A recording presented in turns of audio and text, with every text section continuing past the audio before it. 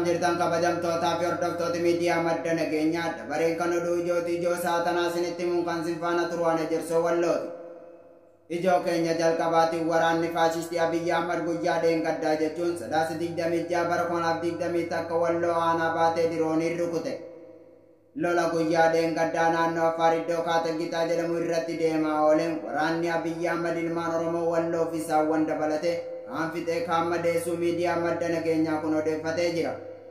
Ijoo keenya itti aanuun baha Oromiyaa magaalaa Harar keessatti halkan dheengaddaa jechuun sadaasa 26 bara 2020 takka poolisiin Harar raayyaa ittisa biyyaa waliin ta'uun ilma Oromoo tokko ajjeese.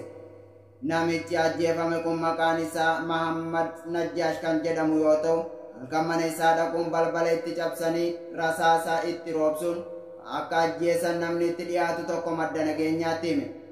Ijoo keenya gama biraatiin adda bilisummaa Oromoo ABO'n ibsa baaseen hiriirri Finfinnee magaalota Oromiyaa birootti waamuun deemuu eeggannoo guddaa tolchuu feesisa. Akkuma kufaatii paartii Bilxiginnaa ariifachiisaa fi ifa bahaa dhufuun sirnaan naftanyaa Abiyyi Ahmad tarkaanfii abdii kutannaa sabaaf sablammoota biyyattii irratti fudhatuun daran dabale jedhe. Ijoo keenya xumuraatiin Abiyyi Ahmad akkuma jedhe adda waraanaatti kan duulu yoo ta'e rakkoowwan furaman caalaa rakkoon dabalataan dhalatan dantaa jedhu xiinxaltoonni.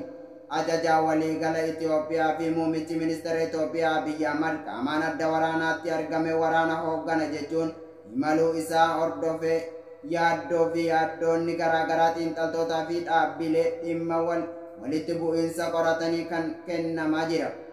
Egaa kabajamtootaa fi hordoftoota miidiyaa madda nageenyaa oduun ijoon har'aaf qabannee dhiyaanne kana gammaa daawwattanidha. Mallina oduu kanaa oduu keenya idilee galgalaa irraa argattu hangama kiyyaan nagaatti isiniin jechaa qophiilee madda nageenyaaf waliin turtii gaarii.